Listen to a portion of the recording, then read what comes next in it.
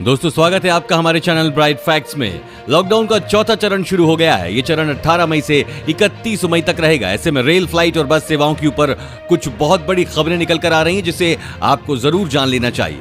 अब तक हमारे देश में 96,169 संक्रमित हैं, 56,316 का इलाज चल रहा है और 36,823 ठीक हो गए। और जैसे जैसे मैं आपको बता रहा हूं आंकड़े और भी बढ़ रहे होंगे।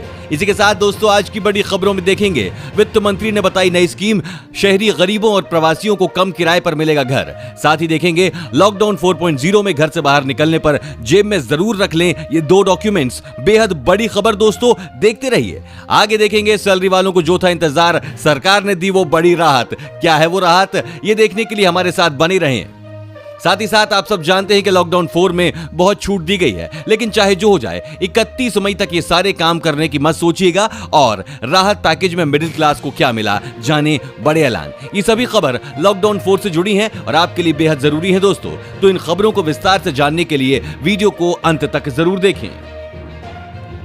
लेकिन उससे पहले दोस्तों, इस वीडियो को बनाने में मुझे बहुत मेहनत लगती है और इस मेहनत के लिए वीडियो को एक छोटा सा लाइक जरूर करिएगा। फटाफट से ले चलते हैं आपको हमारी आज की सबसे पहली और बड़ी खबर की तरफ। गुरुवार की अपनी प्रेस कॉन्फ्रेंस में वित्त मंत्री निर्मला सीतारमण ने अपने विभाग द्वारा देश के किसानों, प्रवासी मजदूरों और गरीबों के लिए दी रियायतों की घोषणा की। वित्त मंत्री द्वारा गुरुवार की गई तमाम घोषणाओं में सबसे महत्वपूर्ण रहा one nation one ration card योजना का ऐलान करना। इसके तहत अब गरीब मजदूर देश के किसी भी राज्य में अपने राशन कार्ड के जरिए महीने भर का राशन प्राप्त कर सकेंगे। इसी क्रम में वित्त मंत्री ने शहरी गरीबों और प्रवासियों के लिए भी एक महत्वपूर्ण योजना का ऐलान किया। वित्त मंत्री निर्मला सीतारमण ने प्रेस कॉन्फ्रेंस में बताया कि शहरी गरीब प्रवासियों के लिए प्रधानमंत्री आवास योजना के तहत किफायती किराए पर मकान के लिए योजना शुरू की जाएगी। इस योजना के जरिए शहरी गरीबों को कम किराए पर रहने के लिए घर मिलेगा। बताया जा रहा है कि सरकार इसके लिए शहरों में कम कीमतों पर किराए के लिए हाउसिंग कॉम्प्लेक्स बनवाएगी। दोस्तों लॉकडाउन का चौथा चरण जब से शुरू हुआ है तब से लोग घर से बाहर निकलना शुरू कर रहे हैं, लेकिन इसी बीच आपको इन चीजों का ध्यान रखना बहुत जरूरी है, वरना आपको प्रशासन की तरफ से बहुत सारी दिक्कतें झेलनी पड़ सकती हैं। घर के बाहर समस्त सार्वजनिक स्थलों पर फेस मास्क पहनना होगा या फेस कवर करना होगा। लॉकडाउन 4.0 में हर कर्मचारी और मजदूर को अपना वोटर आईडी और पहचान पत्र रखना अनिवार्य होगा। पूरी तरह से सोशल डिस्टेंसिंग के नियमों का पालन करना होगा। इमरजेंसी ड्यूटी वाले कर्मचारियों को भी आईडी कार्ड रखना अनिवार्य होगा। मेडिकल इमरजेंसी, अति आवश्यक सेवाओं की आपूर्ति के लिए जिले से ई पास के बिना बाहर निकलना प्रतिबंधित रहेगा। घर पर शादी विवाह समारोह होने पर अधिकतम 50 व्यक्तियों की उपस्थिति में सोशल डिस्टेंसिंग का पालन करने के आदेश दिए गए हैं। अंतिम संस्कार में अधिकतम 10 व्यक्तियों की उपस्थिति में सोशल डिस्टेंसिंग के नियमों का पालन करना अनिवार्य होगा। सभी निजी 4 व्हीलर गाड़ी में चालक एवं अधिकतम 2 व्यक्ति एवं प्रत्येक 2 व्हीलर में केवल चालक की अनुमति रहेगी। इस वीडियो को देखते रहिए दोस्तों, क्योंकि आगे आने वाला है 2020 के इस महीने तक चीनी बीमारी का प्रकोप ठंडा पड़ जाएगा। विस्तार से जानने के लिए देखते रहिए। दोस्तों केंद्र सरकार ने आज नौकरी पेशा लोगों को बड़ी राहत दी है। सरकार ने खुद ही कर्मचारियों को पीएफ का भुगतान करने का फैसला किया है। वहीं दूसरी तरफ उनको वित्त वर्ष 2019-20 का आयकर रिटर्न दाखिल करने के लिए तारीख को 3 महीने आगे बढ़ा दिया है। वित्त मंत्री ने घोषणा करते हुए कहा कि सरकार 15,000 रुपए तक की सैलरी वाले कर्मचारियों के पीएफ का भुगतान अगले 3 महीनों के लिए करेगी।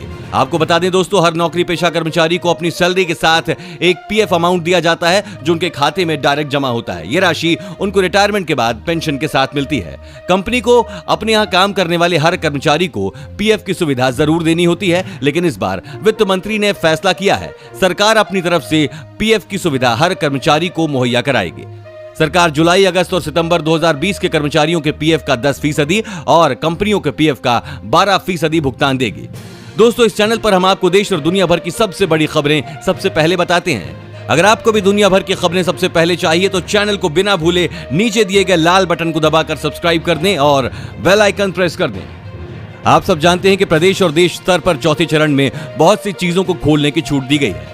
इनमें दुकानें और दफ्तर भी शामिल हैं। इसके अलावा महामारी संकट के बीच व्यवस्थाओं को रफ्तार देने के लिए कई बड़े फैसले किए गए हैं, लेकिन अभी ऐसी कई चीजें हैं जिन पर प्रतिबंध जारी रहेगा। यानी साफ है कि 31 मई तक कुछ ऐसे काम भी हैं जो आप नहीं कर सकेंगे। लेट नाइट आउटिंग, पार्टी या ड्राइविंग का प्लान हो रहा है तो बदल दीजिए, क्योंकि शाम 7 बजे से सुबह 7 बजे तक घर से बाहर नहीं निकल पाएंगे। बुजुर्ग, प्रेग्नेंट महिलाएं और 10 साल से छोटे बच्चे फिलहाल किसी भी समय घर से बाहर नहीं निकल पाएंगे। लॉकडाउन 4.0 में सभी तरह की डोमेस्टिक इंटरनेशनल फ्लाइट्स बंद रहेंगी। 18 से 31 मई तक आप ट्रेन यात्रा भी नहीं कर पाएंगे, क्योंकि इस दौरान सभी तरह की ट्रेन सेवा भी बंद है। केवल श्रमिक स्पेशल और स्पेशल ट्रेनें ही चल रही हैं। लॉकडाउन में घर बैठे बैठे खा खाकर पेट निकलने लगा है और जिम जाकर वजन घटाना चाहते हैं। फिलहाल 31 मई तक ऐसा हो पाना संभव नहीं है। मंदिर जाकर कोई अनुष्ठान करवाने की सोच रहे हैं, फिलहाल यह भी संभव नहीं है।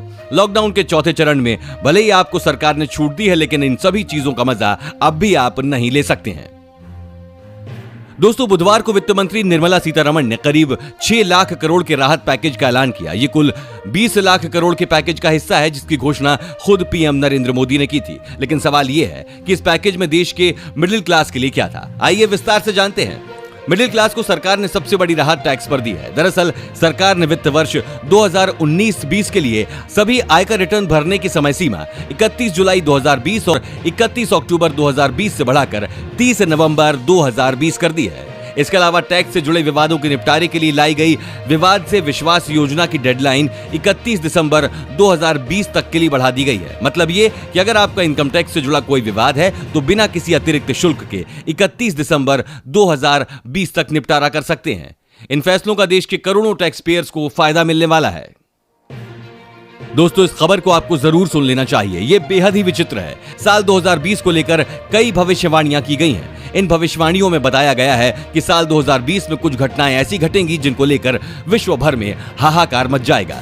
नास्ट्राडामस जैसे भविष्यवाणी करने वाले व्यक्ति ने पहले ही इस बात के संकेत दिए थे कि 21वीं शताब्दी में एक ऐसी महामारी आएगी जिसके चलते सभी लोग काफी परेशान नजर आएंगे। साल 2020 उतार चढ़ाव वाला साल रहेगा। साल में विश्व भर के अंदर राजनीतिक रूप से काफी बड़ी बड़ी घटनाएं होते हुए नजर आएंगी। साथ ही प्राकृतिक प्रलय का भी ये साल रहने वाला है और अब प्राकृतिक प्रलय शुरू हो चुकी है। अब सवाल यह है कि महामारी का प्रलय कब खत्म होगा, जुलाई के अंत तक या फिर अगस्त की शुरुआत तक प्रलय शांत होती हुई ये नजर आ सकती है। इसी के साथ दोस्तों, आप आगे की बड़ी खबरों में देखने वाले हैं। दिल्ली से रोडवेज की बस सेवा शुरू, 7 जिलों में जाएंगी बसें। अगली खबर में ऑनलाइन कंपनी आज से शुरू कर सकती हैं हर इलाके में हर सामान की डिलीवरी। और आईपीएल की तैयारी शुरू हो चुकी है। कैसे होंगे मैच, देखने के लिए बने रहिए। साथ ही आखिर क्यों इस बार गर्मी में तापमान कम है, जानिए इसकी वजह। और आज की आखिरी खबर में दोस्तों, रेलवे में इन पदों पर निकली वैकेंसी, आवेदन करने की आखिरी तारीख नजदीक। लॉकडाउन 4.0 लागू होते ही हरियाणा सरकार ने सोमवार को बड़ा कदम उठाया और अंतर्राज्यीय बस सेवा की शुरुआत कर दी। आज से दिल्ली से भी हरियाणा रोडवेज की बसें शुरू हो गई हैं। यात्रा ऑनलाइन टिकट बुकिंग से हो रही है। अभी 7 जिलों के लिए दिल्ली से हरियाणा रोडवेज की एक बस चलेगी। ये बसें दिल्ली के अंतर्राज्यीय बस अड्डे से चलेंगी। बस दिल्ली से चलने के बाद अपने आखिरी स्टॉप पर रुकेंगी और बीच में नहीं रुकेंगी। हरियाणा सरकार ने मंगलवार से बस सेवा शुरू करने का फैसला लिया है। इसके चलते अब दिल्ली अंतर्राज्यीय बस अड्डे से हरियाणा के 7 शहरों के लिए बस सेवा शुरू की जाएगी। हरियाणा के 15 जिलों से बस का संचालन पहले ही शुरू हो चुका है। सोमवार को पंचकुला से रोहतक, भिवानी, हिसार, नारनौल और रेवाड़ी के लिए ही बसें चली। अन्य रूटों पर यात्रियों की संख्या नाममात्र होने के चलते बस रद्द कर दी गई। बावजूद इसके मंगलवार से राष्ट्रीय राजधानी दिल्ली से हरियाणा के अलग अलग शहरों के लिए बसों को रवाना कर दिया जाएगा।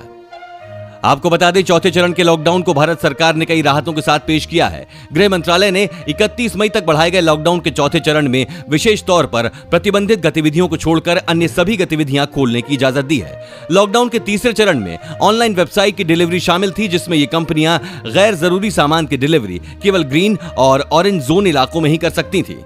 रेड जोन इलाकों में गैर जरूरी सामान की डिलीवरी करना प्रतिबंधित था, लेकिन अब माना जा रहा है कि ग्रीन और ऑरेंज जोन के बाद रेड जोन में भी ऑनलाइन कंपनियां अपनी सेवाएं शुरू कर पाएंगी।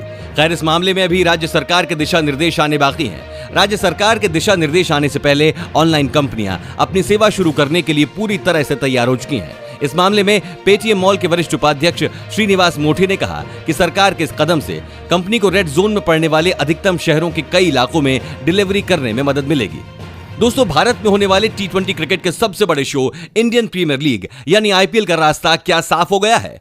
केंद्र सरकार ने महामारी संक्रमण को रोकने के लिए देश भर में लागू लॉकडाउन के चौथे चरण के लिए जो दिशा निर्देश जारी किए हैं, उनमें उसने स्टेडियम और स्पोर्ट्स कॉम्प्लेक्स खोलने की इजाजत दे दी है। सरकार ने यह अनुमति भी दे दी है कि बिना दर्शक के स्टेडियम में मैच कराया जा सकता है। इसमें एक मुश्किल यह है कि घरेलू और विदेशी खिलाड़ियों की आवाजाही कैसे होगी। आईपीएल की फ्रेंचाइजी टीमों में बड़ी संख्या में विदेशी खिलाड़ी हैं और इस समय घरेलू और अंतर्राष्ट्रीय उड़ानों पर पाबंदी लगी है। लेकिन ये बात और पक्की है कि आईपीएल का शो शुरू हो जाने का बड़ा फायदा ये होगा कि 1 महीने से ज्यादा समय तक लॉकडाउन लागू रखने के लिए सरकार को ज्यादा मेहनत नहीं करनी पड़ेगी। लोगों को भी रामायण महाभारत के बाद मनोरंजन का एक अच्छा साधन मिल जाएगा। पूरा देश और दुनिया इस वक्त महामारी से जूझ रहा है, भारत भी इससे अछूता नहीं है। लेकिन लॉकडाउन के बीच में देश में इस बार गर्मी के माह में तापमान सामान्य से कम है। हालांकि कम तापमान होने की वजह से आप खुश जरूर होंगे, लेकिन मॉनसून और देश की अर्थव्यवस्था के लिहाज से ये अच्छी खबर नहीं है। दरअसल मई जून माह में पड़ने वाली गर्मी सीधे तौर पर मॉनसून को प्रभावित करती है, यानी गर्मी जितनी कम होगी मॉनसून की बारिश उतनी ही कम होगी।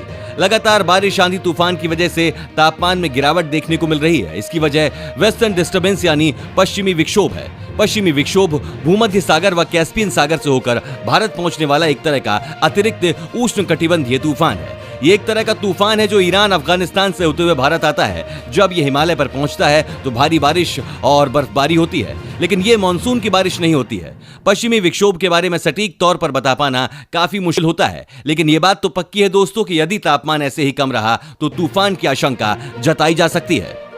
दोस्तों, अगर आप रेलवे में नौकरी करना चाहते हैं तो आपके लिए खुशखबरी है। ईस्ट कोस्ट रेलवे ने चिकित्सा विभाग में कुछ पदों पर भर्तियां निकाली हैं। इसके माध्यम से रेलवे 663 पदों पर भर्ती करेगा। इन पदों में superintendent, pharma, dresser, OTA, hospital attendant और कॉन्ट्रैक्ट मेडिकल प्रैक्टिशनर जैसे पद शामिल हैं। ये भर्तियां care centre, medical departments, KUR division में की जाएंगी। इच्छुक उम्मीदवार ईस्ट कोस्ट रेलवे की आधिकारिक वेबसाइट eastcoastrail.indianrailways.gov.in पर जाकर आवेदन कर सकते हैं। पदों की कुल संख्या 663 है। दोस्तों, लॉकडाउन खत्म होने का इंतजार सभी को है। आपको क्या लगता है कि लॉकडाउन का ये सिलसिला किस महीने में खत्म होगा? हमें अपनी राय नीचे कमेंट में जरूर बताएं। साथ ही और अगर आपको ऐसे ही न्यूज हर रोज अपने मोबाइल फोन पर चाहिए तो बिना भूले दिए गए लाल बटन को दबाकर सब्सक्राइब जरूर कर दें। धन्यवाद।